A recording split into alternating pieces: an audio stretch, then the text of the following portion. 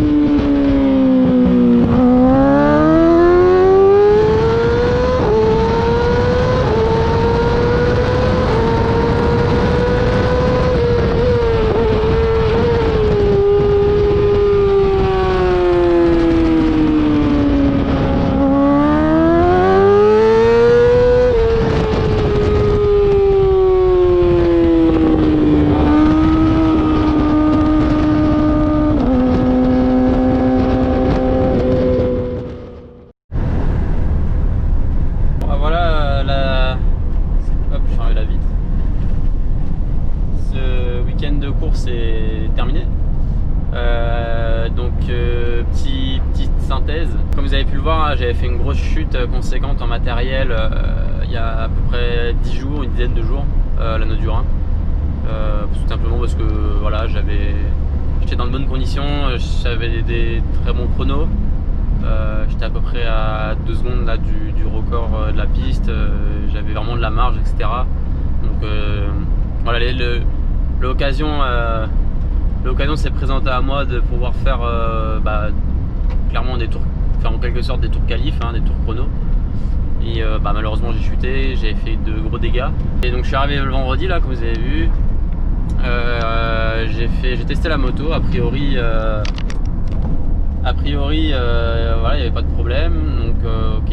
Essai libre le samedi matin, on n'a qu'un seul essai libre. Je veux partir et la batterie était raide.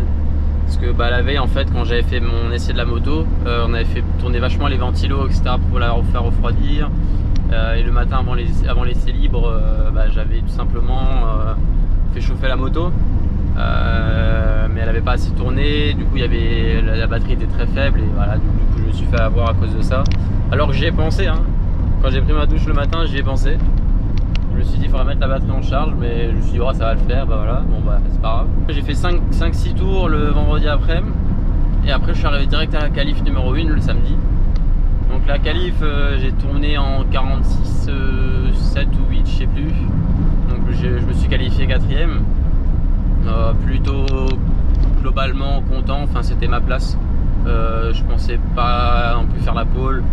Voilà, c'était ma place, ni plus ni moins, honnêtement. Par contre, voilà, la course, le départ, j'ai un peu merdé parce que j'ai changé mon embrayage en début de saison et en fait, c'est pas forcément, il est pas pareil que l'ancien. Donc il y a ça qui a joué. Et puis d'habitude, de toute façon, déjà de base, je suis pas super bon au départ. Donc ça, plus l'embrayage, donc j'ai un peu merdé.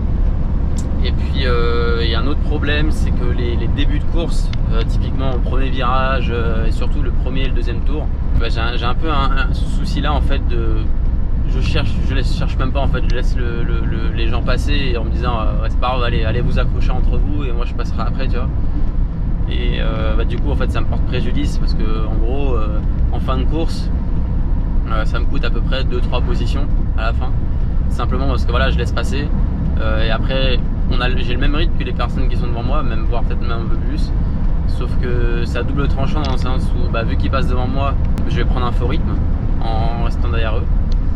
Et par la suite, du coup, forcément, je vais perdre du temps à les doubler, etc. Donc au final, au bout d'un moment, tu te fatigues juste à garder cette place et essayer de remonter. Et au final, tu termines dans plus ou moins la même position que dans laquelle tu étais à partir du premier et du deuxième tour. Donc à la fin, en soi, le rythme est le même. Donc c'est-à-dire que si jamais j'ai été 2 places devant eux, je serais resté 2 places devant eux. Mais voilà, vu que le début de course, j'ai ce souci-là. Voilà, j'en paye les frais à la fin de la course. Donc ça, il faut vraiment que je travaille dessus. C'est purement psychologique, la moto n'y peut rien en soi, à part l'embrayage qui est neuf, mais ça c'est à moi de m'en occuper, c'est à moi de le gérer, c'est pas un problème de moto. Donc voilà, le reste c'est uniquement psychologiquement, il faut travailler dessus.